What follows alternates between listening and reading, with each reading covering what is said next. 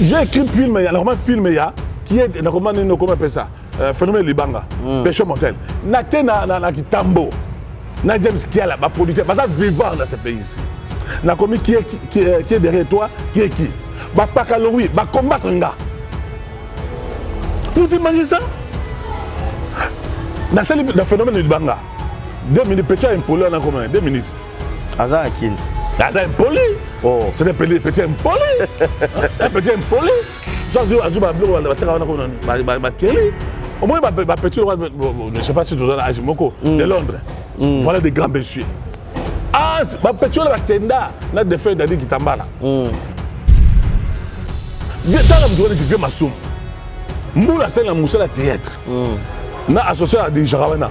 Pourquoi ce fait-là ne peut pas démissionner? Pour la nuit, Massoum a démissionné. Il y a un Gawana. Pour la nuit. Papa, je suis complètement intelligent. Et puis je vous dis, je me bats. Non, papa. Viens m'assurer là. Vous êtes un journaliste, papa. Ouais, voilà. En étant journaliste, il faut savoir enquête. Tout la question dans Massoum. Pourquoi hier a remplacé? Voilà. Moi j'aurais souhaité, un monsieur comme Saï. Quand ils ont un problème, ils ont intelligence. Si Baza me confiait le coin de Saï, il pouvait bien faire ça.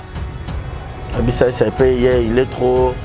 Ma père, c'est condition donc que c'est 50. Non, c'est faux. C'est à montrer. La plupart, écoutez, parmi les comédiens, nous sommes Yoyebi. Nous avons l'agence de publicité. Après, c'est ça. On n'est pas respecté ces messieurs. Oh, ça m'a cassé. Intelligence, ils ont autant gâté.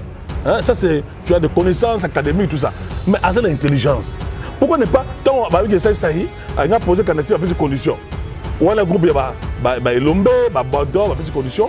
Avant comme président, il faut un diplômé. Le roi, c'est un diplômé. Non, c'est un autodidacte. Mais finalement, nos années, c'est un auditeur dans un diplôme d'État. Pas posé sur candidature. On ne va pas casser. Et à l'époque, il y a Lombe, secrétaire, Bordeaux, c'est un couple de Ngalfa va vice-président à étiquette. Le roi a mouru, parler ma foot entière avec vice-président. Aïe, maman, est-ce qu'on t'a raté? Bon, où t'as habité? Aïe, rien. Ce qu'on a dit, c'est qu'on va entourer dans nos comment on appelle ça. Vieux Massoum. Mbalé sur mon aïe sobé. Puis ensuite. Et Bakina va sang, papa. Je vous dis des choses vraies. Voilà. La majorité de ma fille à théâtre, lesbienne. Peut-être c'est 80% de lesbienne. Oh, on regarde la télévision contre dire dans mon bal, oh, il y a lesbienne. Oh, on regarde. Papa. Je suis metteur en scène, qu'est-ce que tu crois? N'a pas sur exemple Rémi Kilola. Voilà. Tu vas dans ma film, na docteur touché. Rémi Kilola a mon makambu. Fille à théâtre, à Kishasa. Moi, c'est un outil poto, à Yawa, à Dobeta, moi, c'est un. Oh, je cite Rémi Kilola. Témoin. Papa. Il n'y a plus pas de basse. Comme ça, à théâtre. Voilà. Le président a été à groupe. À Rosoyo, à Biminayo, tant il y a Silici. Après, si mettait en scène à Biminayo, le chef a répétition à Biminayo, ça reste à une batikio. Producteur outil poto yo zuba bata mwasi ne va mettre en scène au bati na tinabino bata ba lule bata poto tina ba ngaba basi ba groupe. Mais apparemment il y a le bon problème marqué. Ah non, azana ingratitude. Il doit me respecter dans le format. Il doit me respecter. Mais il y a quoi, il y a un format, il y a un point à Elombe. Non, ils ont envoûtement, ils ont malédiction. Ah, je vois, je l'ai attendu à dire, ça la fin n'était pas Elombe. C'est une malédiction. Ils ont malédiction. Avec des états artistiques, il y a Elombe. On lui paye combien? On a dit un salaire, moins de $100. Et nous devons sauver ça si là, nous devons sauver. Au moins, bateau les basango, bateau marron basango, balule, bakaleb wana, grand tireur. Est-ce que yo karavaro? Baba, Caleb Moutoya Sambela groupe chrétien. Groupe chrétien. Baba, ça la recherche. Tout là, c'est Caleb mais Masarate, tout là. J'ai écrit un film. Un peu du vin. Papa. C'est biblique. Papa, un peu du vin. Maintenant, comment je te fais défendre? T'es dans l'envie, peut-être. Non, non, non. T'es d'alcool, non, défendre nous tout. Papa. T'es d'alcool. T'es dans un groupe des années. Sinar. Sinar. Papa. Samba tout moment. Moi, Lewis, ma petite, papa. Oh, il y a des beaux. Il y a des beaux. Il y a des beaux. Kyodo. Madebo. Madebo. Madebo. Aoudawan. Quand on a un Sinar, oui, c'est bien. Badebo. Mais attends, alors que petit, on a savoir la vérité. Tout na Caleb, na Caleb, Caleb. Ah, mais on dit Sango, un tiré d'élite. Tout na Caleb. Ma fille n'a pas bonne lesbienne. Tout na Caleb. Oh. Na Sinar. Tout na Caleb. Abengana ma fille lesbienne à l'époque. Bah lesbienne. Tout na Caleb. Je suis metteur, je suis réalisateur. Nous avons dit à l'heure de combien? Dis-moi, artiste comédien, il y a $100. Azali. Nani, il y a 500. Nani, il y a 500. Oh, il y a $100. Si la joie $100. Ah, mais tu n'importe quoi, évitez. Oh. Il y a des cinémas qui mettent en scène. À l'époque, attendez, je vais vous dire. À l'époque, je me rappelle, attendez, je me rappelle, la personne qui m'a vraiment convaincu, c'est Elombe, qui s'est donné du poids, de la valeur dans Moussa Naï. Elombe m'avait demandé $500. N'a pas fait le mot péché mortel. N'a pas $400, d'ici là, n'a pas $400, n'a pas ça. N'a pas foutu. On voit très bien, pour la motivation, tout ça, à Bino, Mondo, $10 pour le transport. Et les cas. Mais bah on nous a tiré là, 20, 10, 30, 40, 50. Bah on nous a tiré là. Sans besoin. Il y a plus de ça. Exemple TV qui toque, rien à dire. Abonnez-vous massivement sur Exemple TV. Batou Bolinga Nada, encore comme il y a 100 périques, il faut vous s'abonner. Vous s'abonner à Exemple TV. C'est Exemple TV. Vous s'abonner à la chaîne YouTube. Exemple TV qui toque, rien à dire. Il y a un exemple à suivre, cette fois-ci Exemple TV.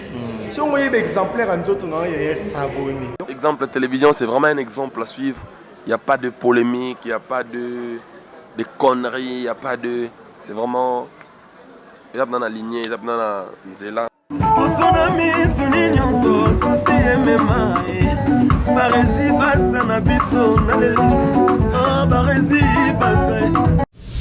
Exemple TV qui toque, rien à dire. Bienvenue à tous et à toutes. Exemple télévision, grande majeure de présenter cette émission. Barizi Baza. Messieurs les journalistes, bonsoir, bonjour mesdames et messieurs, tout dépend à laquelle vous allez sur cette émission présentée par moi, votre humble serviteur. Alors sur ce beau plateau, j'ai le réel plaisir d'avoir cet artiste, comédien bruit talent, ça date de longtemps, donc elle s'appelle Sabissola Marambo Belé, dont j'étais encore son nom. Vous savez, à cette émission Vérité Plus, on a juste pour vous apporter la joie, la gaieté, plus de vérité par rapport à ma carrière, il y a artiste au bas de Filara Awa. Alors, avant de présenter mon invité, laissez-moi remercier Deyo qui est derrière la caméra, la pose de vue, Bossambo Kayanik, Chamba Godson, Motema Clarus Ganga, Mikolo Toaranas, Karem. Malekoum salam, donc voilà. Chekina Bumbi qui torope taille qui torope $, le 23 avril Kalati Bossarande Toyokanaki. Raïssa Martins, l'argent t'appelle madame, clin d'œil spécial à toi. Malik Arafat Malik, Julio Molamputu, Yaïgot Kamazi depuis Montréal, mon papouche, mon papa, et Jonathan en obésité financière. Je résine à la merveille, moi, na mamie. Je suis avec l'artiste Mbondo de Paris, artiste Mbondo. Ancien succès, bateau pendant on a vraiment la prince du rire, hein? Donc qu'est-ce qu'il est devenu? Atika Art, il est toujours là, il a disparu parce que l'autre fois il est artiste Poso, donc Mikolo na luka bango moi trop, tozazana bango de yo soza d'accord nanga, pour dire déjà Bonjour et bienvenue. Merci, merci monsieur le journaliste, et merci pour l'invitation. Merci d'avoir nous sur la biso, na émission la biso yo. Vérité. Mais je vois que tout ce que moi je veux dire ici, monsieur le journaliste, je sais la plupart de ces journalistes sont corrompus, sont manipulés, achetés. Tout ce que je veux dire ici, il faut me laisser le temps de parler bien. Voilà. Bonne histoire. Oui, je vais très bien par la garde du Seigneur. Biso votre chapelle de vainqueur, votre Nzambe, Toba Nzambe, ça bien, monsieur le journaliste. Ah, bah oui, Nzambe. Ah, biso doit Nzambe. La chapelle de vainqueur, Bosco Batomangé Movolbani. Ah ouais, ça bango, ouais, c'est bango. Moi je suis de chapelle de vainqueur. Nabi que biso bana au dépôt, Nzambe a pas mola biso, Nzambe a fongo la bakamele. Voilà pourquoi, voilà. Voilà pourquoi je m'appelle apôtre de la vérité de comédien. Oh. Voilà, je suis là pour délivrer, pour briser les limites nyonso. Qui ndumba eux quand comédien, ba qui se zo quand bango, ba vie homosexualité, ba na mibali, eux ba comédien, ba on venir on mibali, la plupart des filles, il y a théâtre, ba lesbiennes. Moi, je suis là pour dénoncer mon comportement.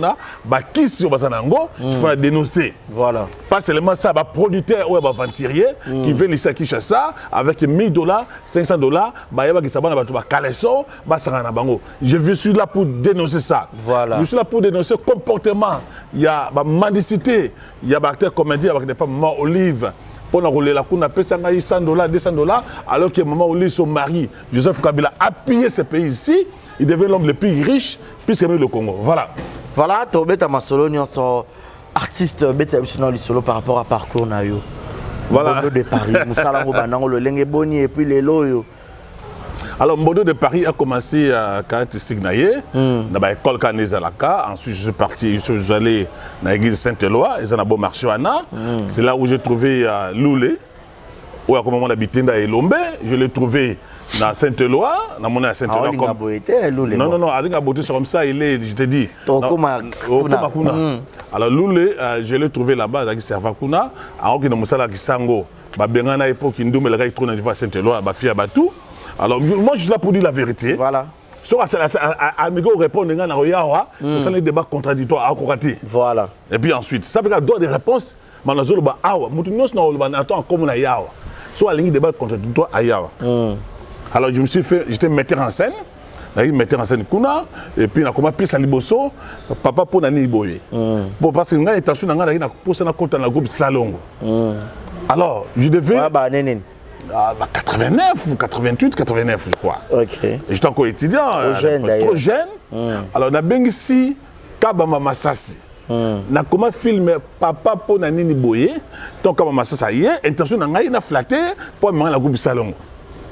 Alors, tel qui va être empêché, on a vu mon autre mésaté, on a vu Loulé, qui était un petit servant dans Saint-Éloi. Il n'était même pas comédien, il n'était même pas metteur en scène. On a vu Abouzo Lobby, on a fait droit de réponse, je vais me l'émission. Alors, on a vu Loulé, on a vu petit c'est un bébé. C'est l'histoire, aller au bon marché, vérifier. On a vu petit c'est un bébé, on a vu Zizel, on a vu Mami Bokofili, on a dit que pas Kaba Massassi. À ce moment-là, groupe Salongo, ils ont permis qu'ils n'aient pas acté dans bango, bah font un groupe. C'est ainsi que lui là qui est dans un groupe, il y a Serombo. Est-ce que Abé Massamba, je cite, Abé Massamba, passé pendant qu'on appelle ça, Sango Ige, la plupart déjà, Sango Simbi, comédien, Kisi. Yo yebi même temps nous va jouer sur côté Kisi. On va Sango, la plupart de vous, sur yoté. Alors, on a tenu le Kuna, et puis ensuite, on a été dans la continuer, et puis, parce qu'il faut savoir une chose, comme j'avais dit ça. Voilà. À l'époque, Apo a été comme photographe. Oh. Mais je te dis, Apo il était un petit de bonne odeur. Un photographe, je te dis. Ok. Vous entendez très bien. Moi, mes gauche, c'est de l'histoire, je te dis. Moi, mes gauche, c'est un chauffeur mécanicien. Azako Zouabana ya Vingadios, a mis à l'école, Azaki fanatique, il y a fan, il y a Vingadios. C'est ainsi qu'à un certain moment, Mbalo Sombo a longé. À ce groupe, et quand on a na mouyo me gauche. Et ça a répété, na Nyanza, Kassai, na Barumbu. Tant que je poto, on a la poto, tant qu'on va Vingadios, on a poto, via Mbalo Sombo. Le vieux a abandonné le groupe. Dans le groupe, on a la commission, tout le groupe a Bisengo, Somi Aza témoin oculaire. wana leanda komi na pas kaba masasi akota songi kuna abi ça ki ngaza oge na nimarité parce que moi j'ai ngayu idole na ngaki vie ebale mondial la kufa tant que le mondial la kufi na mo ka ba jouer ba rôle wana alors façon on incarner ba rôle wana c'était pas convaincant pour moi là na l'autre le solo ba ni comme masasi dans jouer on passe comme masasi à dans sur Barombo à out na école Minzoto. C'est lui qui a amené Mambo Bakizengi à la Minzoto. Alors après ba yobenge na groupe salon ba kina Vengalios.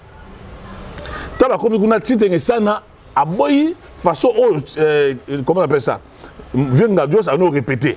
A nous jouer bien non ça c'est pas un bon acteur ticket. C'est ici que quand Massa ça comme kuna a nous jouer ba rôle nous jouer wana. Après des années na jouer ma pièce na komi après ba yobenge na groupe ya les princes d'Iri Yangalfa Nalokuli. C'est là où on m'a baptisé le nom de Mbondo Lokuli de Paris. C'est-à-dire que j'appelais seulement Mbondo. Tant que j'ai pièce à Parisien refoulé parce que tant que la prince d'Iri on va dire bon bakal banini tout ça mais j'ai déboulonné ça ba on peut ça combo Mbondo Lokuli de Paris. C'est l'histoire après un certain moment parce que la prince d'Iri est comment qui décamp. Batu ya Lokuli na batu Ngalfa. Biso so bala Barombo, wala ba vie so Barombo. Bata Barombo no mona lokola neti président Ngalfa azo djembela na succès ya président Lokuli. Tant basali Binzami Zambi.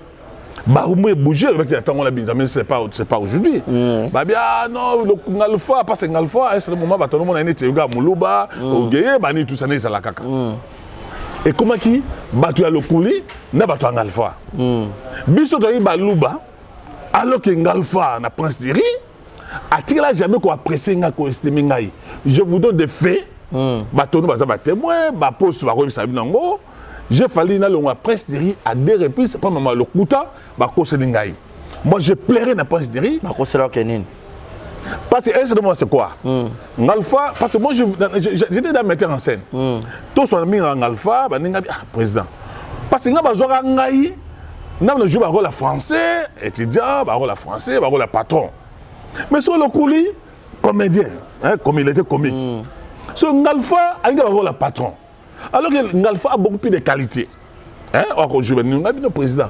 Moi aussi il faut jouer rôle moya. Il y a comédien, comique et tout ça. Parce que moi étiquette dans l'homme radio, Ngalfa qui nous a bêti ma solo et pas ya battu. Le coup là c'est pas la montre bien non ngai la kabola bangona Ngalfa. Papa, moi je plairais tabani na kasai na Kigoma tika Kigoma la kasai so na tina kabamba. Nzeti no wageni basima ngai. Ba botela na problème ya lokuta. Monsieur ce moment le bango pour des raisons d'intimité et moralité parce que à présent Ngalfa a présent dans na lokuli bon na ko bita masolo intimité vous savez surtout des responsables parce que papa on avait des petits conflits entre le président na bango. C'est ce que moi j'ai décidé à l'époque, j'ai dit non. Na continue beauté fona na la vision. Naza massa na Jojo Moulex, fils de Zamunga. A remettre le solo batasimo ba kisi na Chicho Loyenge. Na ba Shogun, ba Nene, ba Moselu. Na otanga bango po benga bango sa mission na bango na otangi bango. Et bah à l'époque et voilà. Bazaki wana mais voilà entre temps dans la prince d'Iri nazo kende non qui non chez l'autre non qui na moulé c'est pour travailler pas il était mon ami d'abord dans pour ça dans la prince d'Iri qu'est-ce que je dois faire j'ai étudié l'école parce que théâtre congolais à l'école nango un deux ans ba mingi ngal ba trop excuse-moi ngapela lo ba mingi na yo konde théâtre congolais ils ont 3 écoles école à Minzoto voilà qui était dirigée par Vidanga.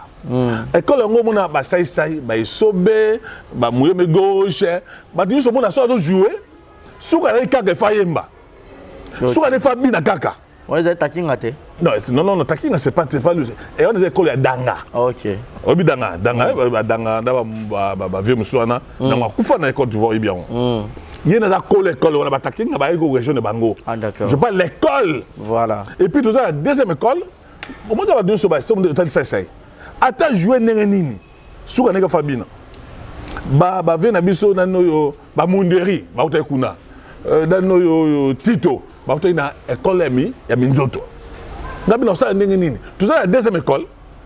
École il y a Mangobo. Est-ce qu'il y a la outil? So hôtel Ngalfa azo leka hôtel Kaye Romo Seka.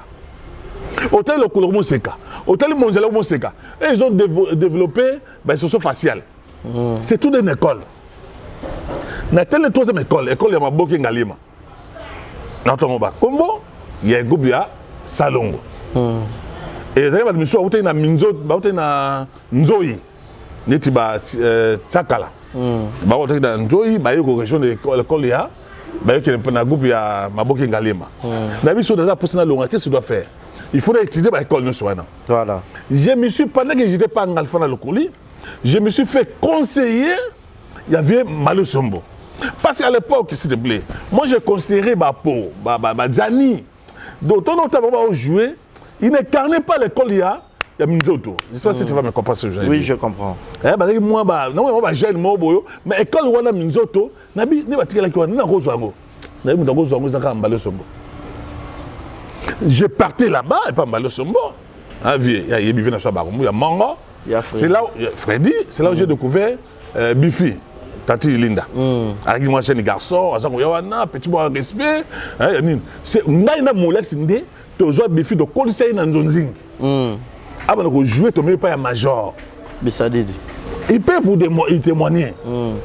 À l'époque, dans les Parisiens refoulés, acté à l'Ibosso major à constater qu'ils ont ngaï. Ou on a répété, na Siatoula. Na terrasse, mon ami Bayaya. Na Kassafou, je crois, la Kassafou. Le major a offert dans Jimbo, n'a pas d'angérie, n'a pas pas naïwana. Il y a poste dans le prince Thierry, dans le jeu bureau naïe. Mais moi je n'avais pas les cœurs pas naïe parce que déjà à l'époque nous on touchait de l'argent. Voilà. Sur la l'épisode de Moko, ça c'est $1. Donc je voyais très mal dans le pas en alpha parce qu'on avait un producteur Placide, n'a qui n'est pas naïe, n'a non mon inutile. Après je me suis rendu compte non, il faut la salle à groupe dans Moko.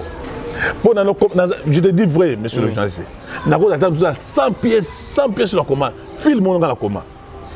Nous avons film la ni titi. Nous avons la prince derrière. Nous avons la prince derrière. Nous avons un tonneau. Nous avons on nous a jamais chassé la prince derrière.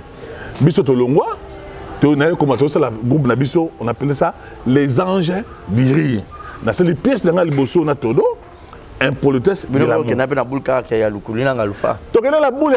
lokuli na tono, qui est tout à l'heure lokuli. Mais si maté. Non, c'est pas grave la chose. C'est où tu as permis d'engager. Moi, nous sommes 16 de la famille. Voilà. Même père, même mère. Alors, nous avons grand frère, grande sœur. Nous avons tellement trop, ça m'a rendu trop doux, trop calme. Mais tu as chaud. Mais il y a un petit solution. Il y a un masse j'ai un frère na âge, mais c'est vraiment mon ami, c'est mon frère, avec qui tu passé ma terre belé na yé. N'étant au Kabouani, na Vandi. Na nous sommes comme la pièce. Je travaille avec Rémi Kilo là. J'ai écrit pièce, il y a film, il y a Docteur Touché, Motaza Moto, Bambetu ya Libala, Phénomène Libanga, Pêche Montel. Na comment va film est belé. Monsieur na comment tu vas monsieur soyez, on a comment un film, na comment la PCA, mais il y a quelqu'un qui a commis. Il y a une metteur en scène. Alors, tellement que, il faut que je te rappelle, à l'époque, même quand je faisais du théâtre, j'étais journaliste.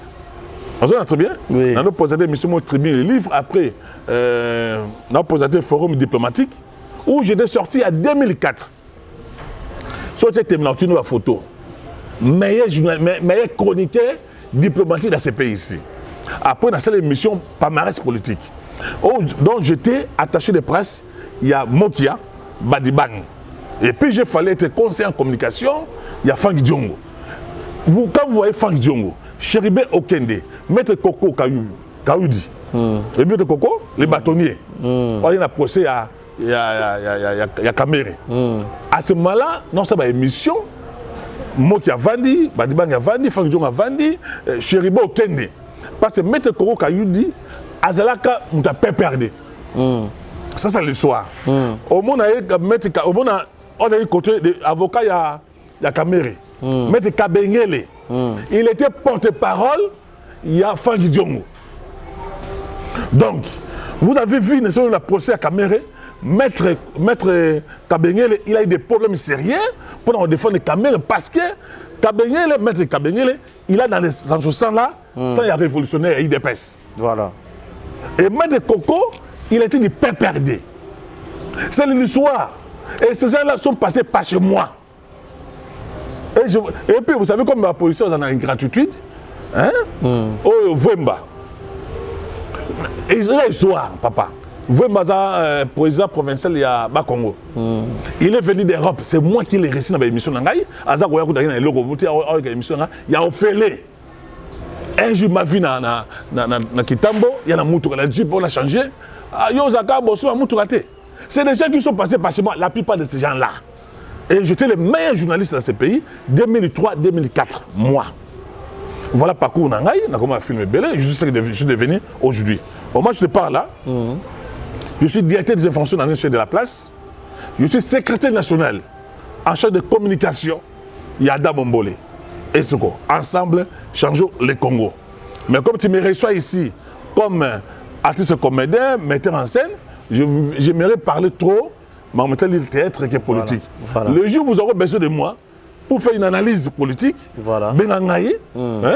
et tu vas voir. Voilà, Torben Hayo, et ça allait vraiment bien. Merci à tout le monde qui nous suit en ce moment. Christelle KBG, je te salue, gros bisous à toi.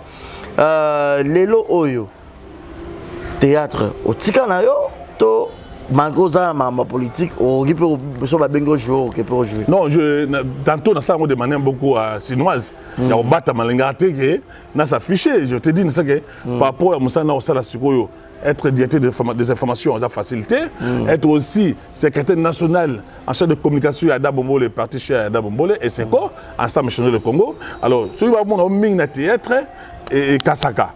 Je me rappelle, j'ai eu un problème sérieux avec Mokia.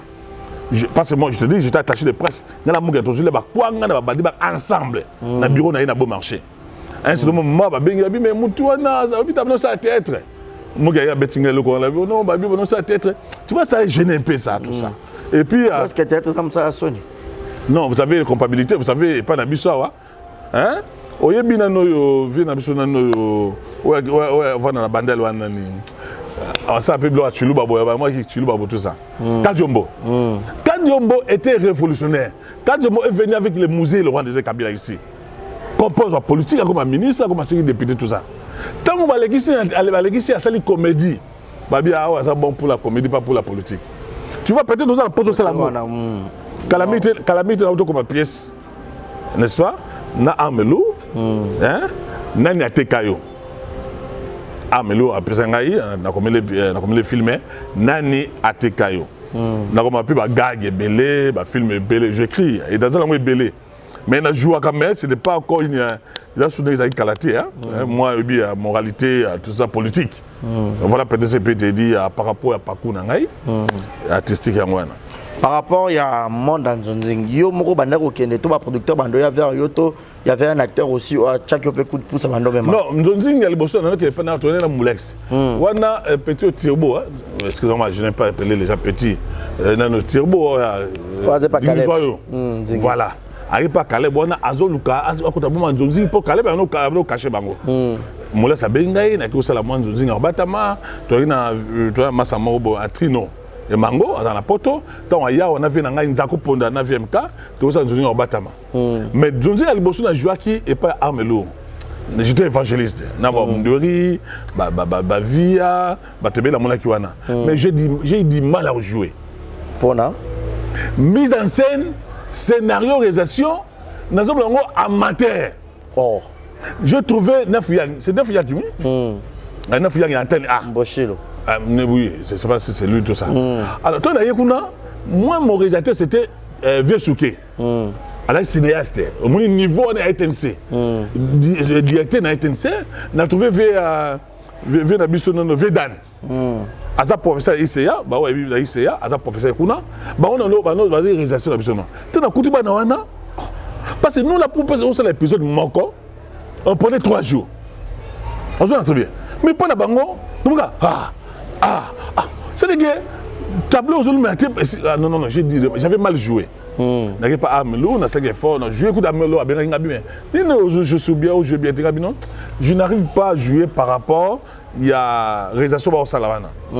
Après, bon, c'est Tono, mon ami, Tono, mon frère, qui m'a dit, nous avons quelque part, na kende. Et puis ensuite, il y a mis dans mon théâtre, ça, manicité le Koso. Le Koso dans mon théâtre, ça m'a cassé. À l'époque, il y a un mois de juillet, janvier, par rapport à l'éducation nanga. Vous imaginez que je suis licencié en SPA en journalisme. Alors, quand c'est rabaissé, mais persiflé, de prison, danger, je n'arrivais pas à ça, on a un monde de théâtre. Et ton nom me forçait, non, mon imbondo, tout ça. Moi, je suis mon louba de Kabia Kamon, je suis Lengue. Alors, ton nom est forcé, qui colle. Voilà, pour aller à Mina, il colle. Autre, vous savez, Papa Koba. Tout le temps, Papa Koba, tout ça, je n'arrivais pas. Mais c'est la mendicité, il faut décrire ça. Il faut que même les journalistes. Mendicité à un niveau, on s'en dit au trans. Alors que morale, éthique professionnelle, les insultés. Vous imaginez par exemple, je te dis que comme journaliste, c'est politique. Comme directeur des informations, comme un reporter, bien entendu. Il y a la posa, la émission politique. Moi, à l'époque, je te dis, Francis Kalombo. Quand il avait des émissions, pour passer l'émission, il m'appelle. Monsieur le journaliste Maxin, tu vois, sur cette émission, Banami retourne à la question par co-débattre nanga. Parce que qu'il y avait Francis Kalombo sur cette émission, moi, elle l'a encore. N'a pas été tendancieux. Sur la scène qui a, pour moi, c'est lui qui avait attiré Bomanza, Dibangi. La plupart des gens, moi, on va dans l'opposition. La personne aussi attirée. Parce que on a des médias qui moquent. Donc moi, il est entendu de corrompre moralement. Papa, est-ce que vous avez cassé sur ce lot? Il y a des binobo qui n'est pas mon livre. Là, nous t'es la tournée. Bino va jouer ça. Oui, là. Bino va jouer ça le Koso. Les comédiens ont le Koso wana. Nous sommes dans quel pays mondial? Nous sommes dans quel pays? Mais ça, bon, en fait, n'habiter le costo c'est trop dur, mais ça peut-être. Mendicité. Conception. Non, oh, il y a maman ça là, il y a Ben Sabatou. Non. Mais écoutez, monsieur. Non, monsieur, les gens sont sérieux. Oui. Comment ils doivent vous réduire pour appeler sur il y a Thompson, moi, petit carton, il y a Soso, il y a dit pour. Mais les comédiens sont à politique. Non. Les comédiens sont à politique. Laissez-moi vous dire. Oui. Maman Olive, son mari a fait 18 ans au pouvoir. Voilà. Il a pillé ce pays ici. C'est le président. Écoutez-moi, monsieur. Kabila devient l'homme le plus riche, presque même le Congo. Ok? Il devient l'homme le plus riche, presque même le Congo. Il a pris les 120 concessions minières dans ce pays. Dans ce Okatati. Il a pris les 128 entreprises dans ce pays. Nous, à l'époque, papa la biso manga, mon père m'a blé là, na zone nationale qui na zo. Na mon ba lion, na mon ba éléphant, na mon ba belé. Kabila a pillé zo. Azuba nyama nyonso ba lion, ba lopa, ba même ba okapi. Atia ngo na kinga de semlo na kuna.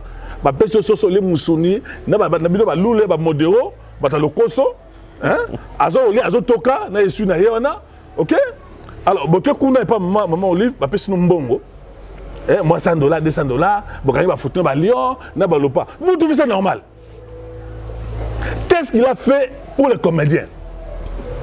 Tout ça, la zo, pour la banque Samoté. Vous avez celle des zo? Vous avez comment? Bah, fazer, bah, bomba yango, mobile naï kabila bomba yango. Aujourd'hui, mon guitare, il est journaliste. Ça m'a dit dans 24 ans.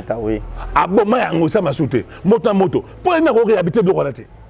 Mais il y a un pouvoir. Non, je dis, mais son mari a fait 18 ans au pouvoir. Hein? Attendez, monsieur le journaliste, pas le cas avec l'émission. Quand vous allez avec un gars d'appeler sur $500, $200, $300. Tu vas journaliste, Bob, même à Dubaï, na pote pas ma olive. Là, c'est Dubaï, ça pote. Voilà, le jeu c'est complexé.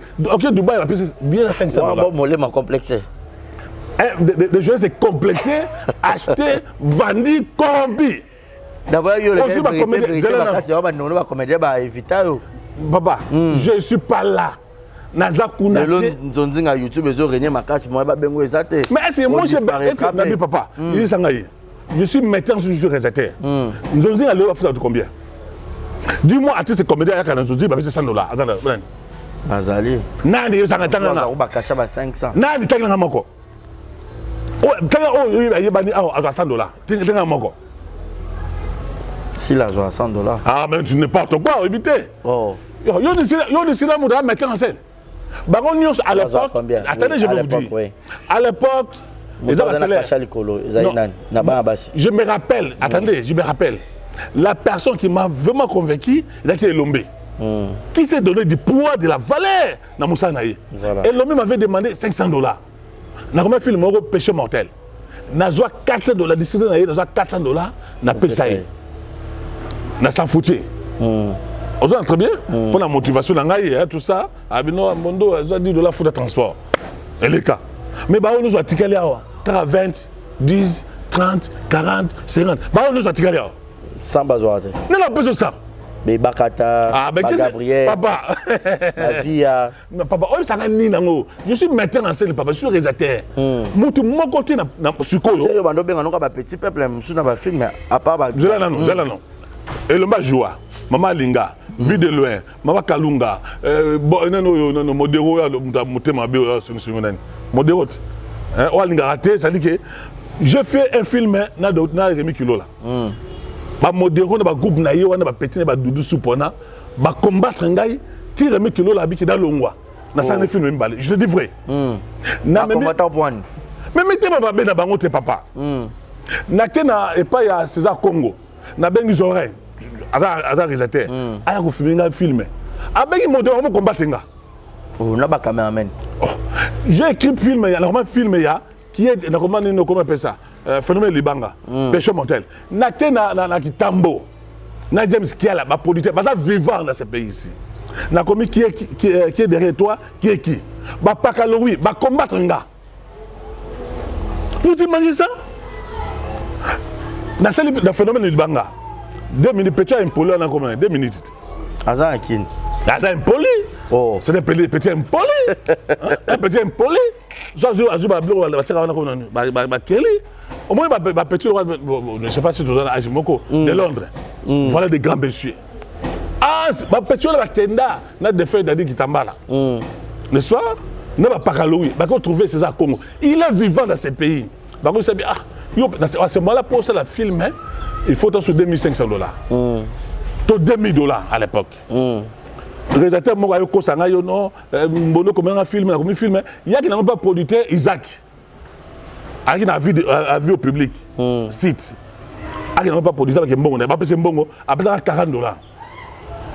Alors c'est moi qui ai écrit le film.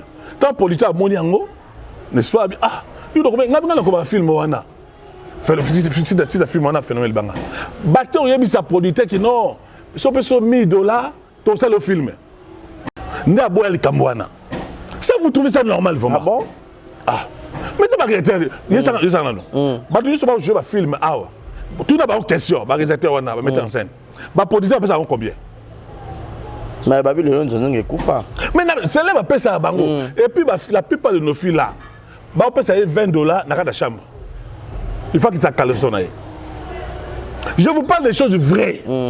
Nous avons constaté, nous avons malheureusement. À l'époque, il y avait un moins complexe. Mais maintenant, c'est quoi le gars? Ah, les logos, nous sommes sur YouTube. Ah, la vérité, plus. Aussi, on a battu les Basango, battu les Basango, Baloulé, Bakaleb, Bagra tireur. Est-ce que yo Karavaro? Baba, Caleb Moutoya Sambela, groupe chrétien. Baba, c'est la recherche. Tout le monde se Caleb m'a massacré, tout le monde. J'ai écrit un film. Un peu du vin. Papa. C'est biblique. Papa, un peu du vin. Maintenant, comment je te fais vraiment défendre? T'es la lobby, peut-être. Non. Mais alcool, on défend nous tout. Papa. Mais alcool. T'es dans un groupe des années. Sinar. La Zamba tout moment. Moi, le Louis, ma petite, papa. Oh, il y a des beaux. Kyodo. Madebo. Kazako na Sinar. Ouais, c'est bien ravi. Madebo. Mais attends, Moko. Alors que petit, on sait la vérité. On a la Congo, la coupe de la Willy, modèle de Paris, apporte de la vérité. Petit, je l'ai connu avec ça, il y a dans moi Sinaï. petit moko poli de bonne manière na comprendre qui basa poto ba ko ya awa hein est-ce que monsieur le journaliste oui obi ki ba comédien na biso awa basi mbakisi bazo ko voter basi ya poto ko bala bango peut-être une autre chance là papa vous pensez moi je vais abandonner ma femme pour une poto na usali na poto à l'époque peut-être ba sa poto pe wandola na rami bala ça je suis beau hein to lo be à l'époque non alors sur la âge on va bala pe banda depuis kala na âge on a zango ça beau c'est élégant hein boto on attend non papa attends moi est-ce que un beau élégant papa il faut un groupe là beau c'est élégant là séduisant je suis intelligent je parle bien ouais séduisant oui élégant donc ça dit que moutons la moi c'est na awa atiki moi c'est na passe na bisengo moi ça bonne les passer moi ça poto moi bengi aki na poto atiki moi c'est na bana tant comme la poto wana une année après il va le koufi pose la question à tous ces gens on va qui na poto na basi ba sala basa la plupart ba divorce après la basi poto ba mabe non voilà eza non papa eza le koso motembabe yo aussi moi si yo tiki ala ki chasa zone la tongo bidi na pourquoi OK mo ba nanga na mona passe pose na poto hein aux moins $2000 parce on a na baba body ba jean ba nina tino ba kete ba basket yo a commission propre tant so moi kete tino lio yo bien non na zo moi sanga na tiki tant on la poto kuna libala no me kufi au moins la comédien na comme la ba na ye ba camarade ba ni libala kufi abotelengana si na bien tango ba komo ba comédien o ba bala na poto otelengana ba so boya bango pour la comportement mabe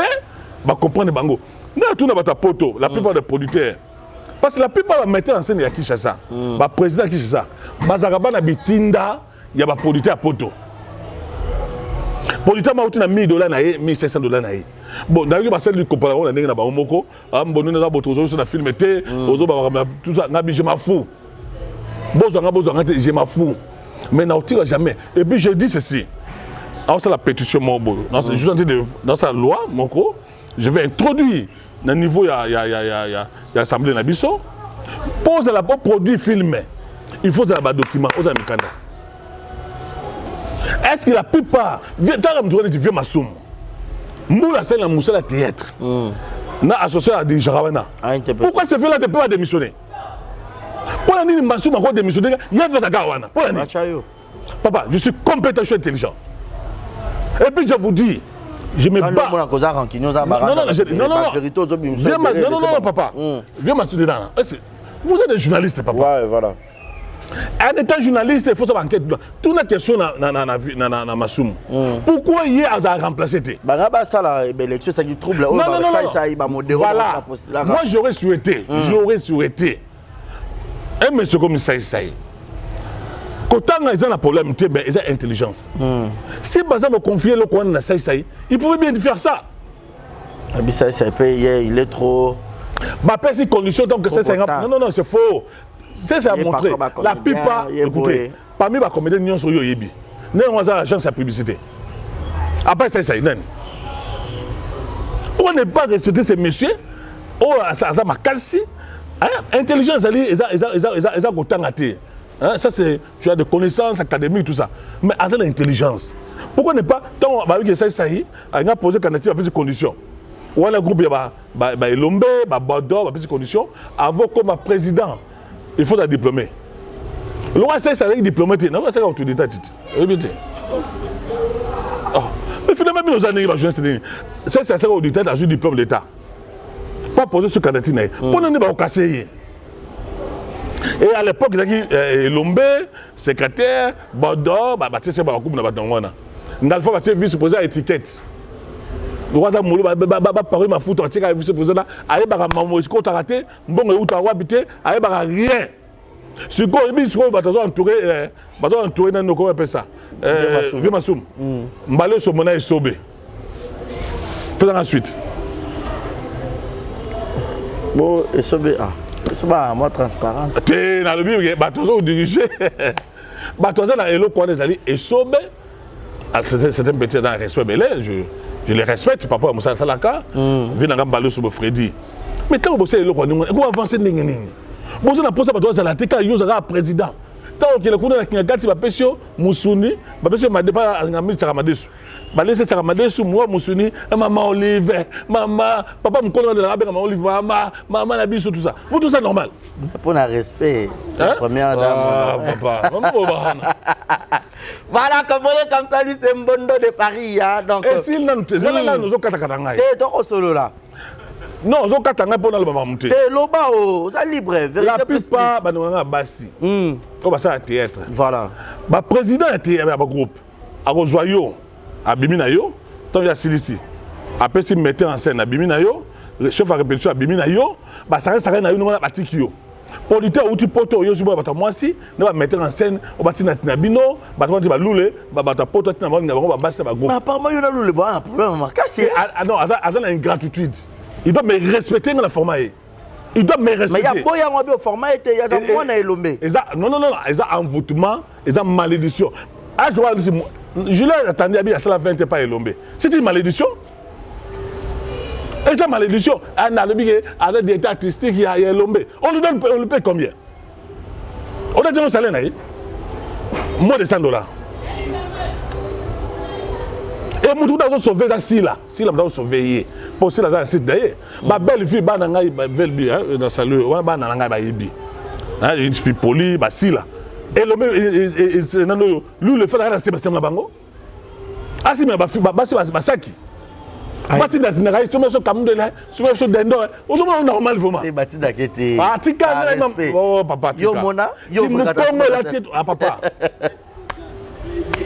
oh ma zolo ba c'était me bati da ka basi ba Saki oh qui ne sait pas ça Léandre Loulé papa c'est mon frère on se connaît très bien à sali 20 ans et pas Elombe on a 5 pas 25 ans oh non qui leadership moni et mon dieu ça ngo la tina ngo te quand c'est na ko za leader yo za ndé.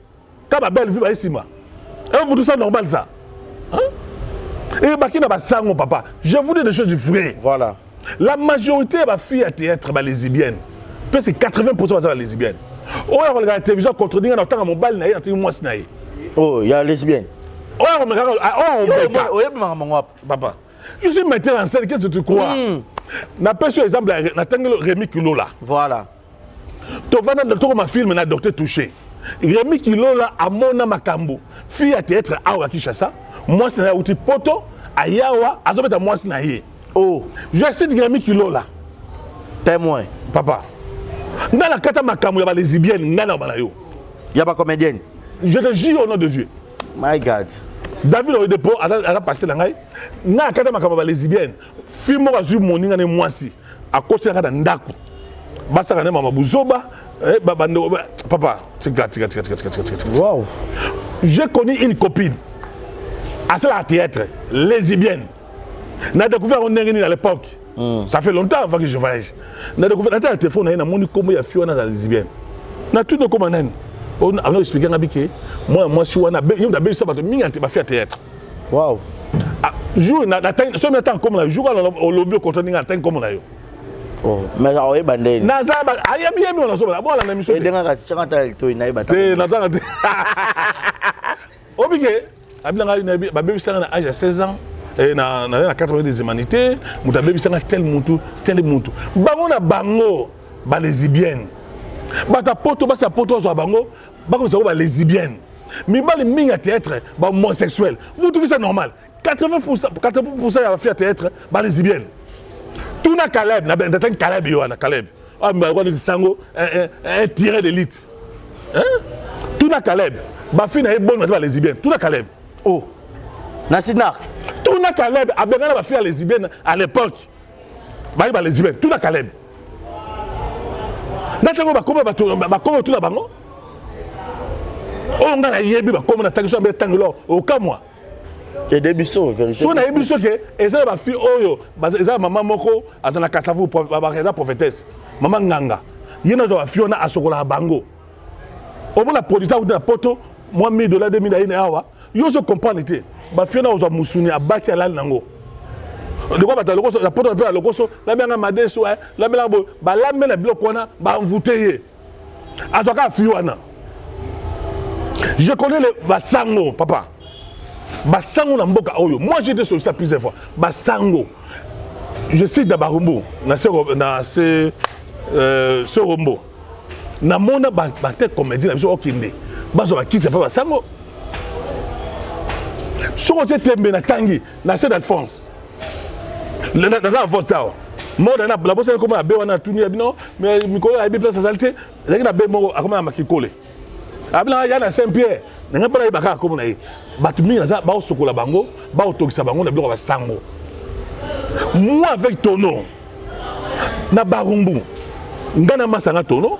Masana biso lokola bango moninga bino mbondo.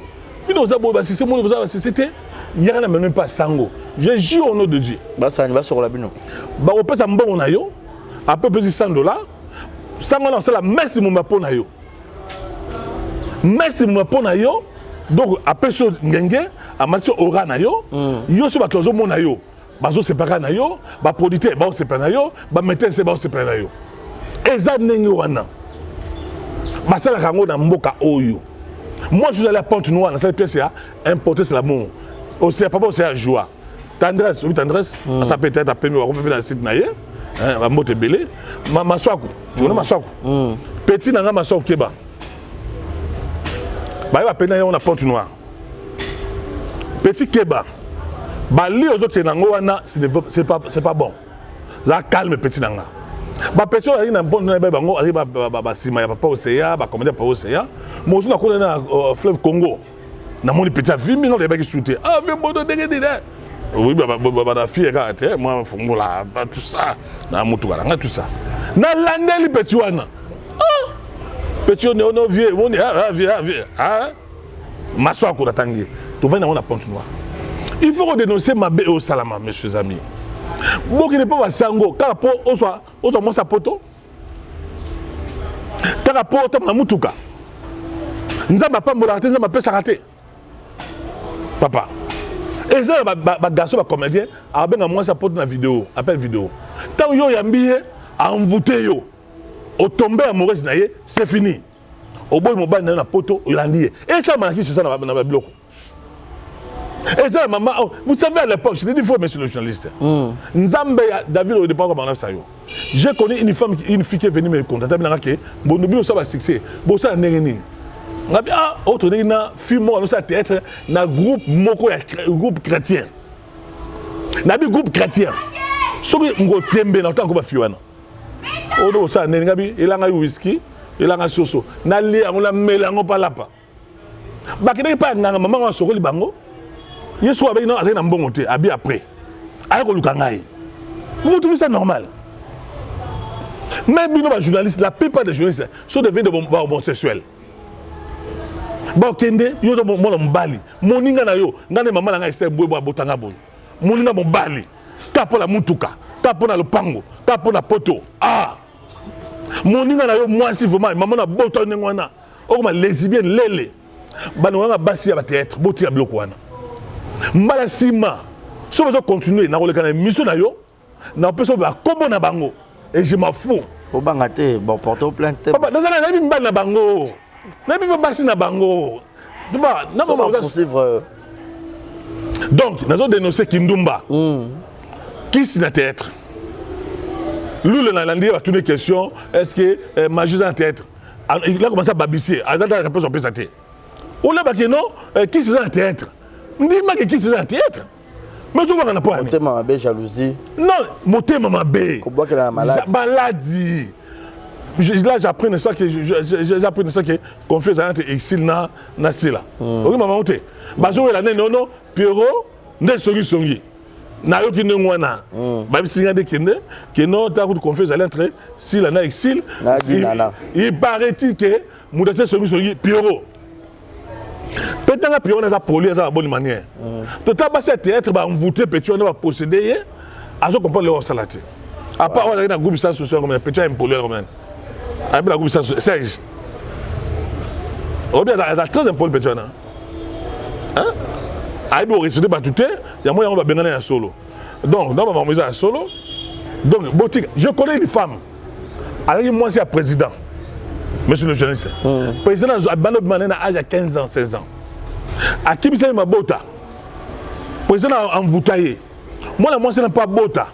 il a fallu prier makasi en pesa na nzambe et puis abotaki awate so tu te maintenant comme on a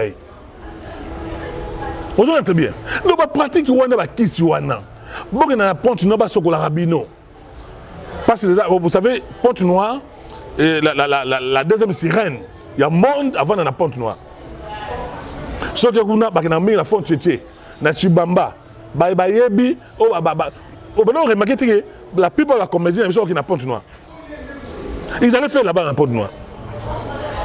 Parce que moi, je suis à Pont Noir pendant 5 ans. Nano mon abango. Ne pas ça manicité, ma boîte de nuit, ma barbe, tout ça. Je les voyais là. Oh, il y a un gars qui contredit Ngaï. Na autant comme on a yo. Est-ce qu'il n'est pas Sangouana? Protocole appelle ça comme on va toi.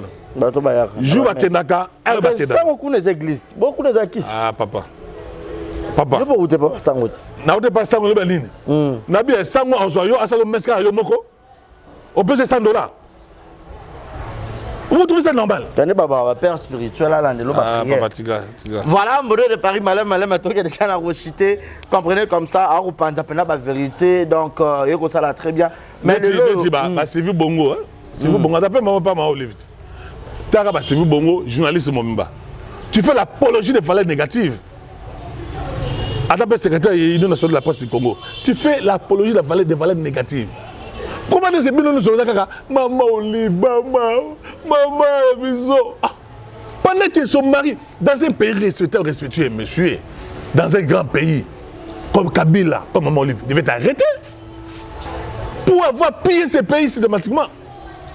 Mais il y a des gens qui ont dit na mona bino boke kuna le koso quand même décomplexé quand même des émissions là on ça la mutuka on a besoin bon la maman Olive non tika papa non les émissions là oui na yebi que yo za maman non maman vérité voilà pour na yebi que non bon, traiter alors quoi ça été la s'il vous plaît. Ça va placer un problème. S'il vous plaît. Mais il faut assumer. Oui. Pour la nuit on y maté que yo travailler maman Olive.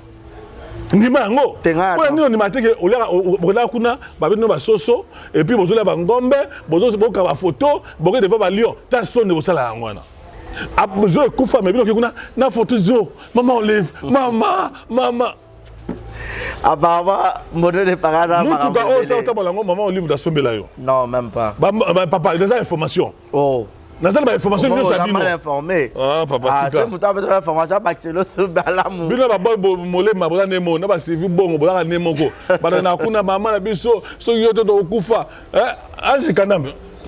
Gozanen. Otanga la cité. Otanga ba tabino? Non, en fait. Non, viens là comme Daniel non. Un journaliste est corrompu, manipulé, acheté.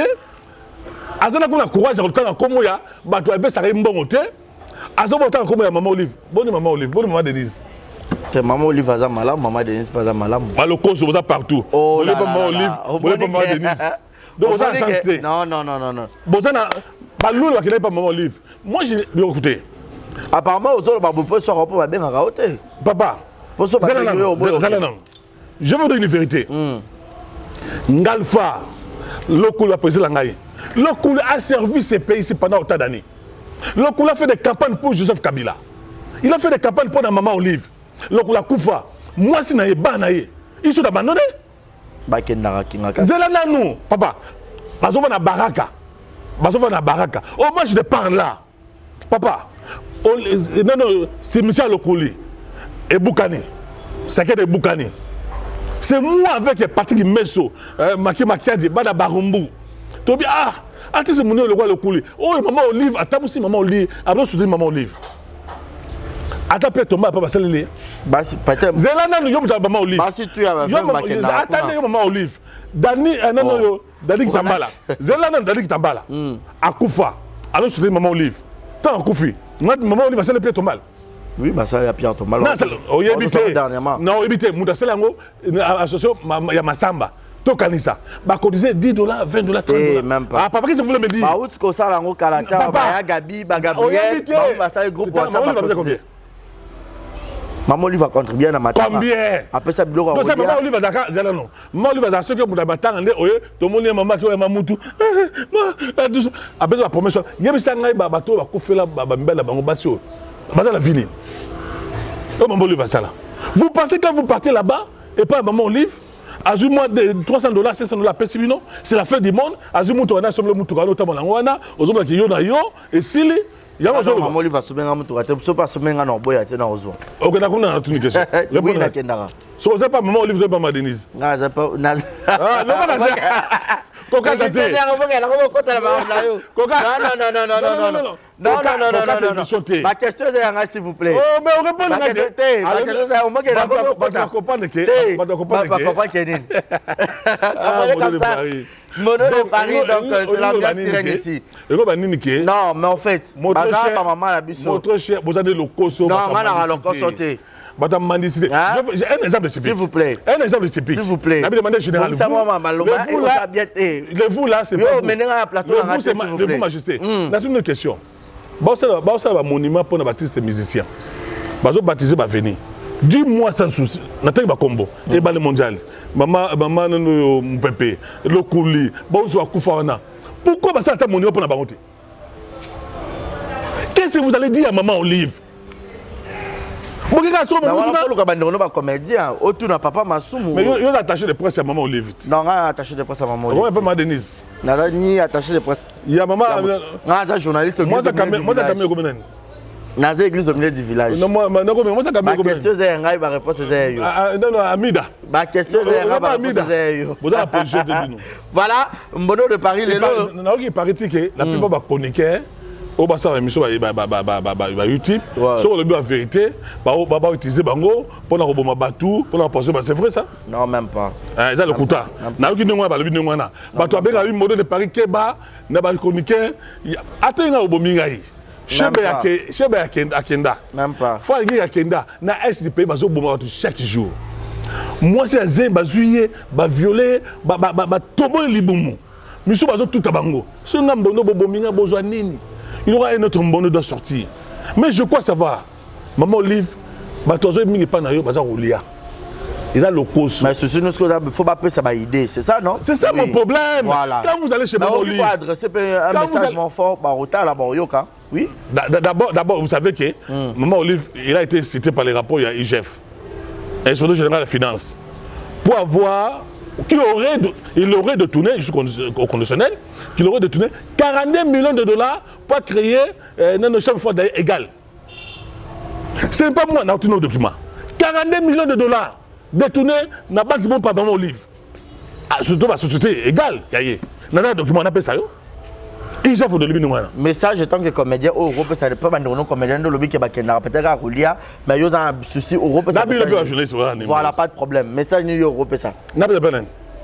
Oh, s'adresser par Maman Olive. Donc Maman Olive là, c'est mon boy. Bon, nous sommes bas, nous avons appuyé dans Mboko. Ok? Ton mari devient l'homme le plus riche, plus aimé le Congo.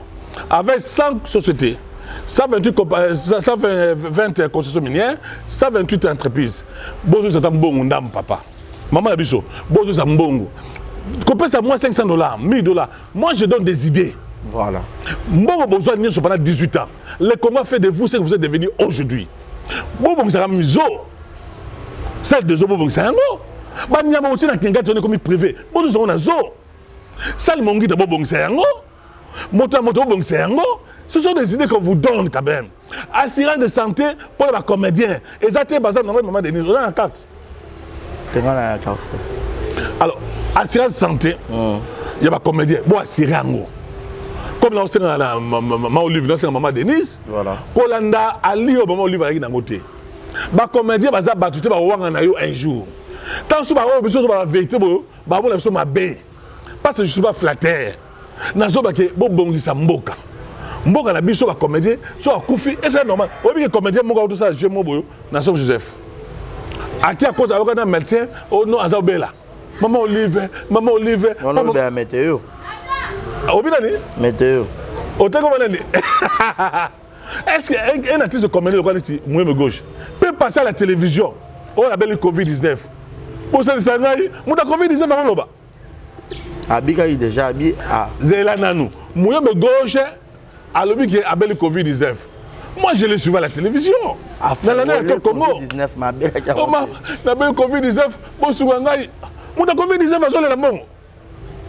Oh, yo ma auto tanga na tangi yo tangi météo yo tangi météo bike à cause des gens malades à Saint-Joseph tout le monde a dit à Saint-Joseph que mon tobeti sur que comédien moi ah bah zo météo voilà donc et là on sait que bando na so basi ba pratique wana bolinga bino basi bimba do so mi bali yo pese balinga linga o bando moi je peux pas boya bando linga linga bando sa na basi poto te na basi na mi bali a poto nataka ne asa bo mo esprit boybe bo bato balinga ba sans esprit mais za bato basima simbati nataka na film on a bi pona ni bozo ba lesbienne abi singa yi mbondo vie na ngai mo premier ça bazana deux causes un cause à liboso abi par curiosité muso ça yango te mais o kaka oh non izlaka tout ça et tini amekango quand il a kena ngokuna azugu nango c'est une fille lesbienne qui m'a dit ça.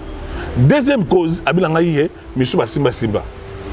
Et puis bako ça bango nini. Oh non moni mibali ba décevoir yo, okozwa zemi, banini, surtout ba fille bako na théâtre sika, bozo bango bosala ba makambu, bozo makambu. Et puis ba système oyo mbaba monsieur le journaliste. Oh ba comédienne maman la ngai. Mitaka la mile samu la poto. C'est ça mitaka là. Mutu maza la poto, tina la photo hein. Ah! Ça la ah! Vous trouvez ça normal ça? Hein?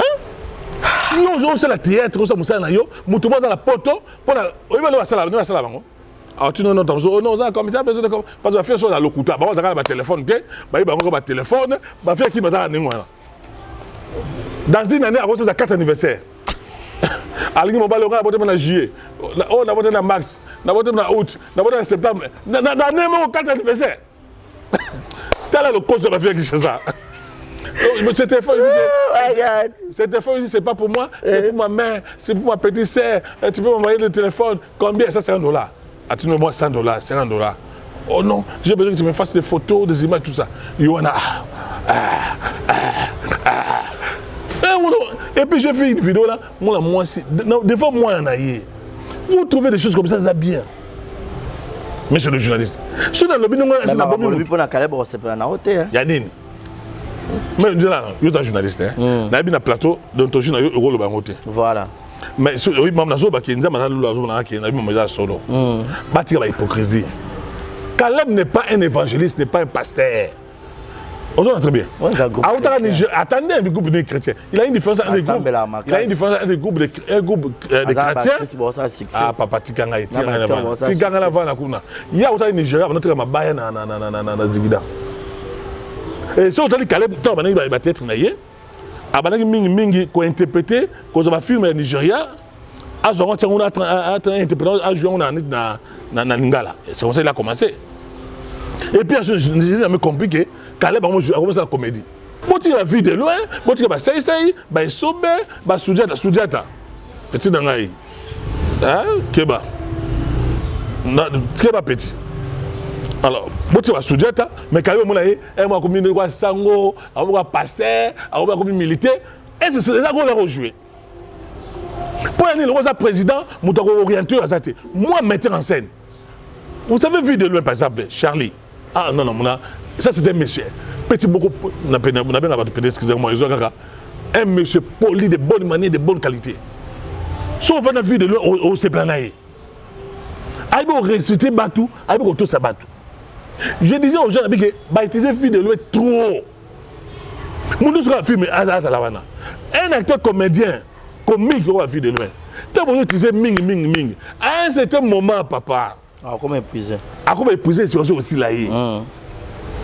Si on va reprocher fille de là sur la bêtise, non, il a été trop utilisé.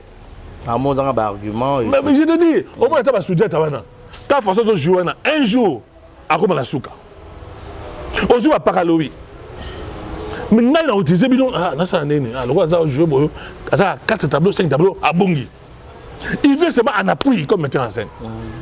Mais bon, utiliser film on regarde vie de loin et pourtant c'est des grands comédiens. Bah comme on dit vie de loin, Paraloui, Soudjata, c'est qu'ils font lui, on va bouffon. Bah ça va on est juste dans mboka oyo. Mobile c'est petit moi banque boy na bossa na qui a mon nga vient ndenge obi nga souté et pas James Kia est-ce que ba parler ou asanga le copain benga na itambo mobile ça peut nani bien est-ce que le va sur succès moi na oya bima ko teti o nani oyo oya teti o ya moi sur comme nani o va nous toucher boubou ya na nani Aïda moi na Keba succès à périodique. On s'entend bien. Ceux qui va si la loi va maintenir le succès dans l'ango, va maintenir le succès dans l'ango, va matérialiser, va top, va chaco. C'est parce qu'ils ont été disciplinés, polis.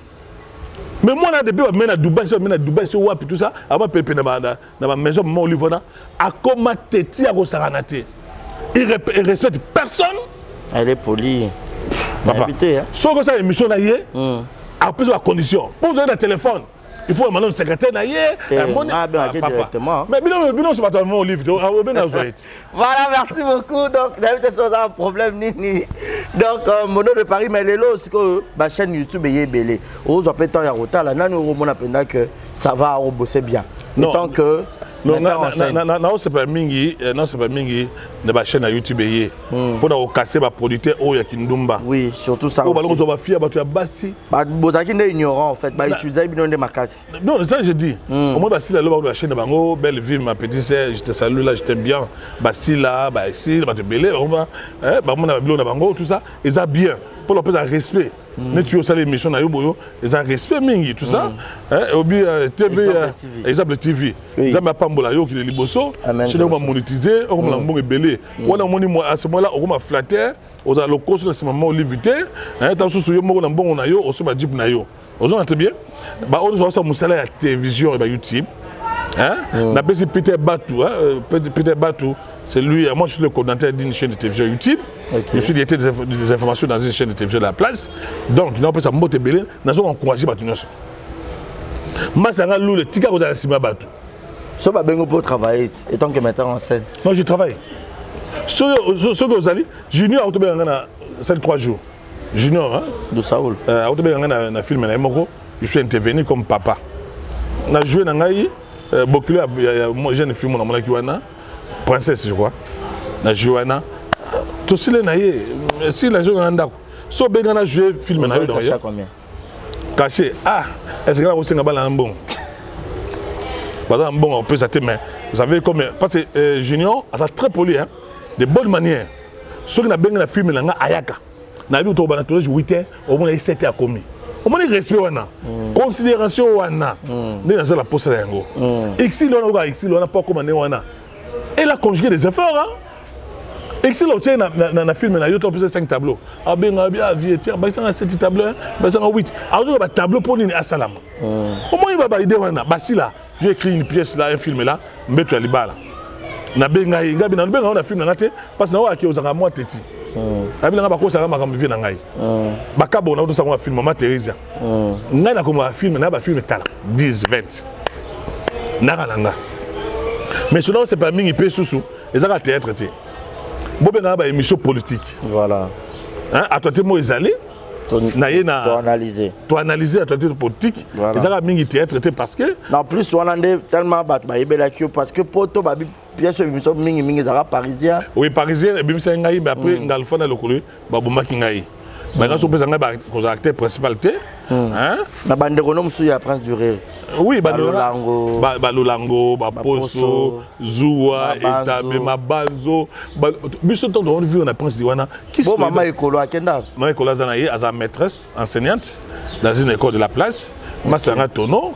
Biso le col la vie on a été tout ça ici, tout ça mabena mutu, tu es vie on a été. Nous c'est un groupe chrétien. Non, pas trop belle, trop belle Masanga. On a un groupe Tomé Masanga. Vous Prince Diri, mais moi, vite, on s'appelle vie. Le groupe évangéliste, n'a pas Gabi, qui est là. Ils ont le biseau, ils ont le beau marqué, nous avons un kati. Oh, qui moussou, nous avons la kati. Tu connais Bazana, nous avons un kati. Caleb Lelo, de la langue. Caleb Lelo, son président. Vous savez, il faut de cette histoire-là. Moi, c'est un groupe naïo. Aux obligés à payer $30 d'entrée. Et pas sans souci, ça, ils s'ableraient. Ils ont $50. Moi, je suis à $20, Elomé va $20, $30, Caleb va $20. Et puis, droit d'adhésion. Est-ce que vous trouvez ça normal? Mais pour adhérer, moi, frère. Non, moi je suis en train de groupe et après, je vais faire le colis. Même pas un franc. En dehors de ça, il faut sur ma t-shirt. Ces photos de Caleb, il y a tout ça. Au PCA, au Sombiango. Et puis, quand c'est une jeune forcée, 3 jours, 4 jours, vous les ratez. Maintenant, ils m'ont pas ça là. Ah, papa, Tika Ibité. Ah, Tika Ibité. Ouais, sur la vandi, il y a un vandi pépé. Le monde a la pépé, na coupe moi ça. Coupe wana za coupe magique. Wana loka bolo dans la carte. Ya ko ngota. Même papa, maman, il y a un journaliste de là. De manière chinoise. Tout n'a pas na yo so yo dans des so amela. Caleb langa ominga, tu es beau, tu es gentil. Caleb langa bandeko, Caleb. On a vraiment de pièces mo boyo. Passer par Lovaka. Acteur principal Caleb. Non, la combien de pièces que pasteur pas à Lovaka. Passer à Lovaka. Bon, il va traiter. Bon, est-ce qu'on va jouer? Arrête de prendre. Arrête de prendre. Caleb, ouais, au juillet, passer par Lovaka. Pour passer par mon touté, pour encore lever. Pasteur pas à Lovaka. Donc, la combien de films on a, titre de Mozali, passer par Lovaka. Acteur principal dans le film on a, Ezanano Caleb. Nous avons invité une invitation, on a un bureau, on a 1, 2, 3. Nous avons Lucayo, parce que c'est comme un film, on a, vous savez. Et ça, non, je te dis, je te rappelle, à l'époque, ici, on a déjà une répétition. À l'époque, mais quand on a voyagé, on a Tikiango. Mais dans un film, on a passé par Lovaka. Donc Caleb passe à Lovaka. Pour ça, mon tour. Nous avons communauté, au Burkina Faso, maman ni mama. Maman ni mama. Papa va soumo. Aussi Caleb, aussi bilo non soit journaliste, maman ni mama, maman ouais mama. Où tout c'est normal. Bonjour banga qui va tomber non bondo au couvre pauvre au sein de l'autre parce que bani bazole mbonga maman livre bazotonga. Maman livre bazole mbongo ya pamba. Kabila le président partant. Il a posé la question à Batu Nyos sur FCC. Abi qui sont les mobutistes. Bon je vais venir nier. Qui ont travaillé avec Mobutu? Bateau Moussaka. Actuellement, sur deuxième question. Depuis Mobutu a Koufa, Banane Bakina cimetière Mobutu a cette fleur. Personne. Ceux qui vont chez Maman Olive, Maman ni Mama, Mongo, Dada. Tous ces gens-là, ils ont flatté pour que Maman Lelo. Et puis j'ai appris aussi également que Maman Olive a appelé la soudure de la Bosoté. À Karima Bogonaï, il a compris que Bakino, Bakongolais, Maman, Bazabata Lokoso. Bagowana yo, Tata Bangoana, Batikio, Bango n'est pas ma Denise. Ozolanda, mais si on a la vérité, oh yo, ma belle a le maman. N'a pas maman ni maman. N'a pas maman ni maman. Oui, maman ni maman. Maman ni maman. Maman par respect à maman en fait. Là ici. Il a attaché le poste de porte-parole dans les jardins progressifs. Maman ni maman. Merci beaucoup, Mono de Paris, c'est un réel plaisir. Maman ni maman. Bazo la nayo, bazo flatter yo. Bazo flatter maman. Vous savez, le jour, non, papa, le jour maman Olive Abé Angaï. Voilà. Avant de signer Wana. Voilà. Maman ni maman. Maman ni maman. Voilà. Maman ni maman. Là c'est maman. Là bien maman ni maman. Madame. Est-ce première dame? Distinguée première dame à l'époque. Bongisa Zo. C'est des joueurs pas bon c'est un gros. Bon aux yeux. Alors il faut passer le mot de 243 restaurant. Vous avez noté? Bah comment bien yo. Avant ce restaurant 243 au Kenya Kunati. Bongisa sur Mongita. Moutna moto. Voilà des idées comme ça. Combien ça moto $500, $1000, $2000. Bazoto baotonga. Mais un jour, je vous dis vrai, maman. Maman, par respect à considération. Je te dis, hein, sur le plan humain, voilà. J'ai des styles de considération, de respect à l'égard de Maman Olive. Voilà. Sur le plan humain, on a un respect belé panaye. Elle a été à côté de ex-président Joseph Kabila. Malade, tout ça. C'est bien beau. Mais il faut venir avec un autre discours. Mais si tu regardes, maman ni maman, tu es lié, tomeli tori ba photo ba lion na ba okapi na ba lopa ba pe bande ono super ba comédien ba comédien ba za na courage ko ne pas maman ta ba ne pas na ye ba ya flatter puis ça son bongo ba pèse sur $1000 $5000 $3000 c'est bien beau tu fais ça on a nié maman Mobutu maman Cessé voilà ce que maman Denise a fait centre maman Mobutu on le mettait Ariabitango. Est-ce que le lot maman Olive soit azaté? Bah on nous a dit maman ba Hollande. Maman c'est parti. Maman Bobé Adawa est parti. Combien balanda maman Bobé Adawa comment maman Bobé Adawa? Ya maman cessé. Bazo œuvre n'est pas abandonné ngo. Est-ce que c'est dans le bika boza comme mabé? Na au sein de l'Oromoko, Lokula Kufa, Aza Monima, il a beaucoup pu travailler. J'ai lancé avec Patrick Messo Kolo ABB, Nambaya Bakima qui a dit Guy, je combatte, on a un na poto, et get Kassongo, Babote Belé, na bonne sanité, on a un na poto, et get Tete Ikomo, Yubokoni, Zoua, Etabe, tout le monde a comme la minusate. Nous sommes à Barumbu, ABB, tout ça l'opération, Somela Lokole, Pierre Tombal.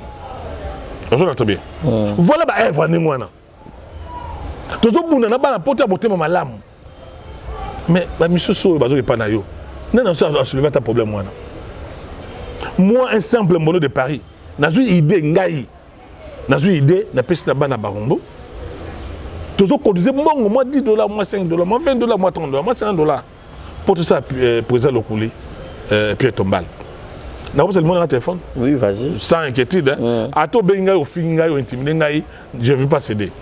0,243 0,243 9 94 77 65 75 0,243 9 94 77 65 75. So benga aux angamoko. Aux la contribution aux personnes à poto. Au contacter Patrick Messo ABB, au PC cotisation, et comme la biso, so au niveau benga il peut garder la mouillébité, au PC, et vous allez bien, vous allez poser ça, c'est qu'il y a comme Boukana. Tu vas être beaucoup ça là. N'a qu'une élève dans pour nous, le ballon pas côté sur mot, va dire $2 pour cela et puis mal dimanche. Ce sont des idées comme ça, il faut aller voir maman ni maman, ah c'est la bureau, non wana. À part ça, ma qui a basé ma boîte sur moto. C'est le mongita. On doit applaudir, maman. Mais au cas où il y a moi $500, $1000, atelier et tout ça, un jour dans ce bateau, il n'y a pas de ceux qui ont mangé avec Mobutu, ils sont avec Mobutu. Ceux qui ont mangé avec votre mari, Kabila, ils sont avec vous ne pouvez pas faire des. Donc, c'est que je dis ça. Je ne pense pas que la fille Moutou Awati. Na fini muto awate na lobby na dénoncer bosso les kambuya homosexualité ba lesbienne botika ba ndona Jésus revient bientôt nzambe azomona yo même ça bana to abasi okomisa ngo basi na yo ozo mibali na yo bana mibali bomba homosexuel ka pona poto pona basa poto nzambe azomona bino ba kisi aussi ba sango wana ba prier ba sa bino ba biloko ba sirani wana nzamba zo mona bino to bongo la motema to linga mboka na biso oyo nzamba pa mola bino nzamba David Oyedepo que vos limites se brisent que les chaînes tombent nzamba tela bino merci na yo journaliste merci à notre réalisateur il a été bon j'ai vu les prises là il s'appelle comment Deo le beau gars Deo merci Belé nzamba pambola Zambé Azanabino. Voilà. Ma dédicace, c'est ça? Bon, on a eu vraiment ma dédicace. Maman ni mama, maman ni mama, maman ni mama. Maman ni mama, maman ni mama. Maman, est-ce qu'on a son frère qui va sauter? Maman ni mama, maman ni mama, maman ni mama, maman ni mama. Yo faut mater. Ah, je vois faut comment. Ah, faut comment tout ça. C'est nous ça rakuna. Voilà, nous sommes arrivés à la fin de cette émission. C'était la Mono de Paris. Tout ce que l'invité a dit, ça n'engage que lui. Donc, comprenez comme ça. Nous avons passé un très bon moment de plaisir. Ça n'engage que moi, la fille mouton. Votre fille mouton. Mouton. Vérité plus, c'est ça ce qui fait la joie et la mais quand tu as émission, tu as non, quand tu Nous avons 4 ans, nous avons Jamais. parti. Non, quand t'étais. Mais il faut mettre maman Olive au plus sur bon thé. Et Maman Olive, j'ai beaucoup d'estime, beaucoup de respect pour elle, Maman Olive. Angèle Kanama au Bérana, Non, nga qui d'après une fois moni. Moi qui au même ça mais so ba benga pe na boya okendete. Boy pas ma Denise. Non boya pas okendete. Au secondaire. Non, t'es pas na kenda. Ah, mais on va le consoler partout vraiment. Donc merci beaucoup, clin d'œil spécial à toutes les personnes qui m'aiment bien. Merci à Christelle KBG de longue date. Pourquoi pas penser aussi à Jonathan en obésité financière. Clin d'œil spécial à toi. C'est 23 avril, c'est mon jour, donc cadeau. Joyeux anniversaire, hein? Merci, merci. Donc, je pense qu'ils seront invités. Ouais. Donc, celui qui est maman Olive, après c'est vraiment bon. Elle est là encore. oui, on a l'émission. Maman, soit bien, papa, c'est moi, Naya, non, boy. Maman Waro, mère Cadif. Maman Waka difficile. Maman flatteur. Voilà. Oh là là là là. Vous comprenez comme ça? C'est monnaie de Paris. Donc, Alouka a amené dans le plateau, mais et c'est parce que c'est moi qui est le chef du plateau. Merci à vous tous. Merci à Malik Arafat, merci à Shekina Vumbi qui te repère $. Merci à Raissa Martin, Jérémy à la merveille, Julio Monapoutou, Yaïgot Kamazi. Merci à vous tous. Mon numéro est affiché au bas de vos écrans pour les remarques et les suggestions. Boyo qui a la vérité et bimia. Donc, ça ira très bien quoi. Mais la première fois, mais dernière fois, oui, je suis là. Ça grandement ouverte, vous avez besoin à tout moment. Donc, merci à Dieu, merci à Descarrés. D'ici là, portez-vous bien et abonnez-vous. C'est Christelle KBG. Christelle KBG. Tant de côté dans la Christelle KBG. Christelle KBG. J'ai appelé encore maman présidente. Christelle KBG. Oui. Je vous ai sans audience.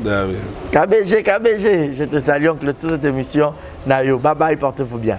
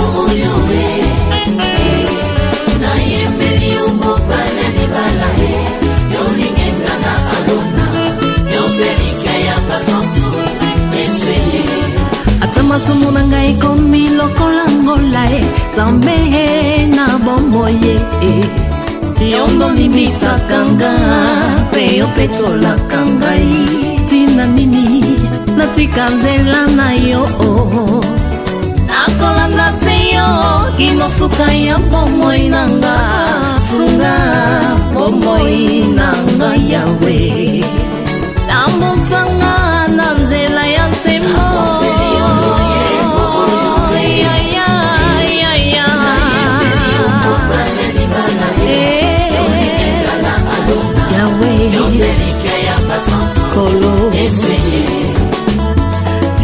papa bozali moko